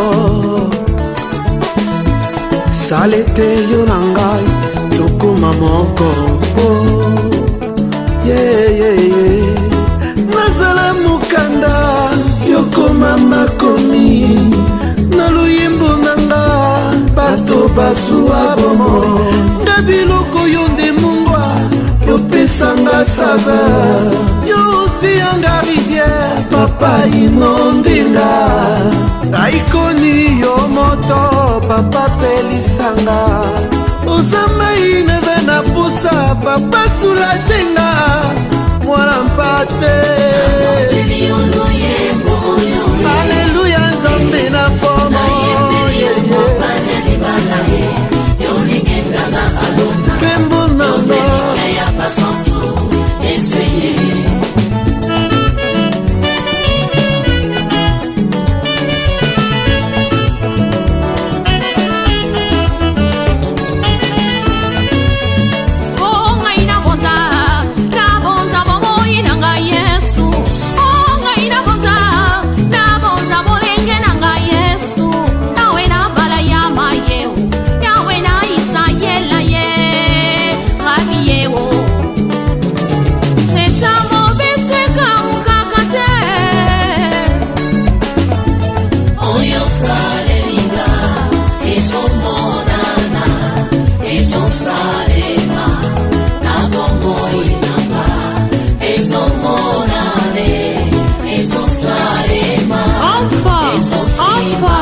c'est toi Seigneur.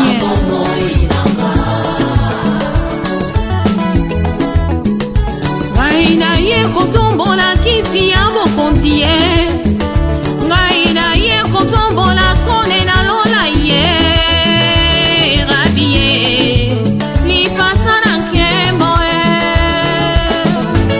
ata makasi esili ye papa yo nde opesaka nga makasi ngai nasala na kati nelanga na yo we yo nde opesaka nga bilei ya molimo kolo e ya mosuni eza ya pamba e ya molimo yango babengilila bana yo shila e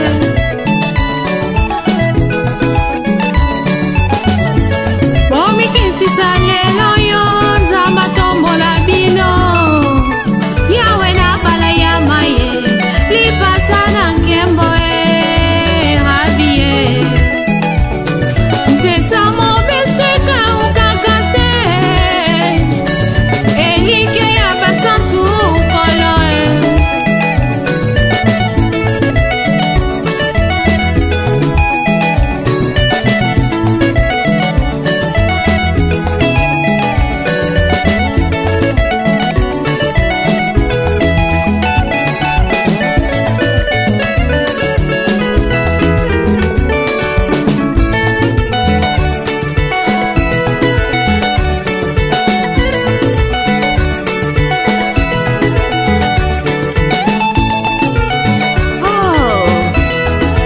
Sunga Africa Food Papa Moko Sungako Pasteur Simon IPPDA Sunga Sernanga Nathalie na ye kotombola Comme na kit na bokozi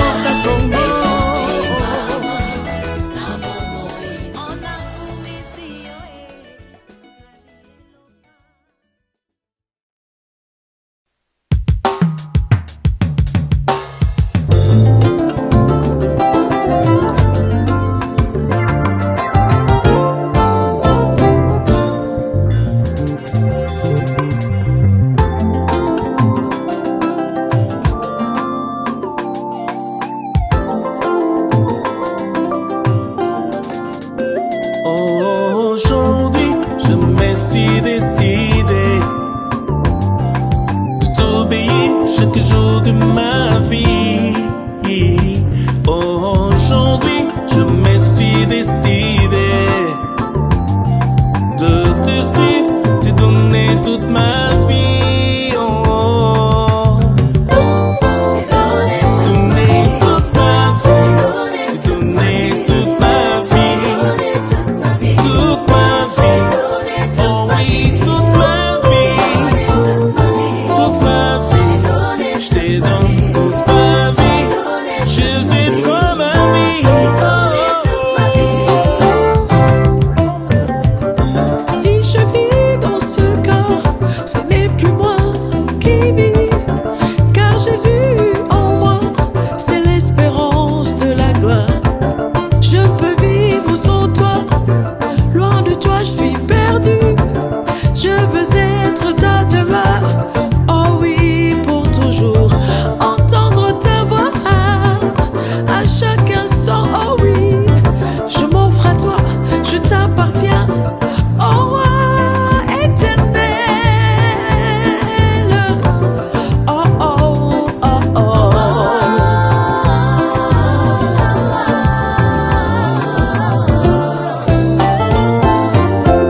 Longtemps j'ai erré loin de toi, sans la foi ni espérance. Ma vie n'avait plus sa raison d'être vécue dans ces mondes. Mais avant qu'il ne soit trop tard, je réalisais par ta grâce que mon âme avait besoin de te sauver de désarroi éternel.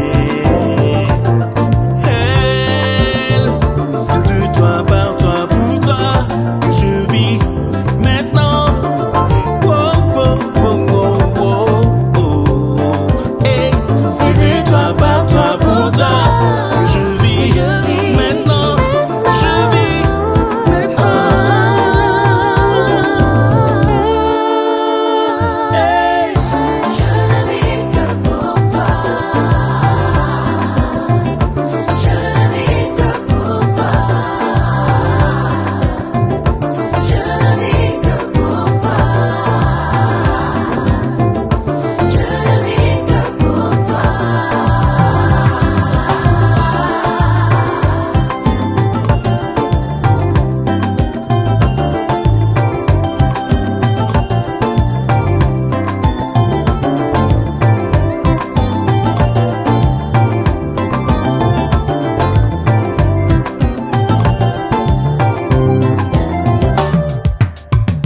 Je ne vis,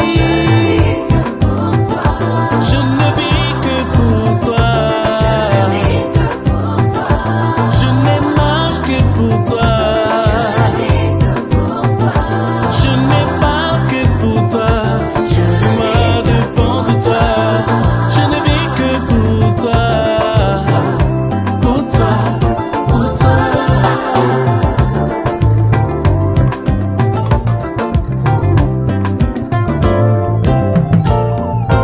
Tu ne viens pas seulement me visiter, mais tu viens pour demeurer en moi. Tu ne peux rien faire en moi, oh, à moins que je ne sois récréé. Tu ne viens pas seulement me visiter, oh, mais tu viens pour demeurer en moi. Tu ne peux rien faire en moi, oh, à moins que je ne naisse de nouveau. Oh.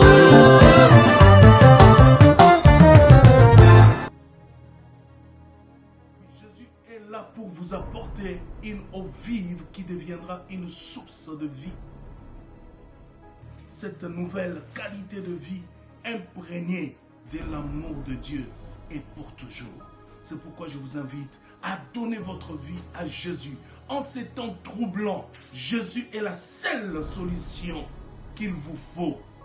Accepte Jésus dans ta vie et tu auras l'assurance pour le lendemain. Prie avec moi maintenant. Comme une offrande de bonne odeur.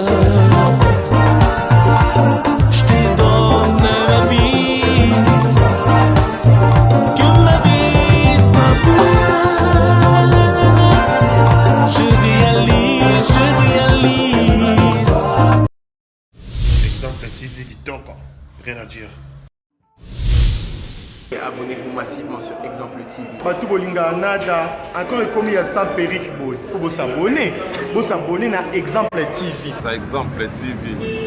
Babibo s'abonner belé la chaîne YouTube. Exemple TV Kitoko. Rien à dire. Yaya, Toyo comme exemple à suivre, cette fois-ci Exemple TV. Si on voyait exemplaire en autres, non, il y a s'abonner. Exemple télévision, c'est vraiment un exemple à suivre. Il n'y a pas de polémique, il n'y a pas de conneries, il n'y a pas de... C'est vraiment... Il y a dans la lignée, il y a dans la nzela.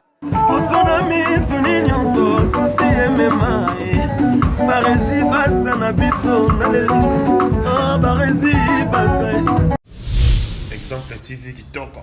Rien à dire.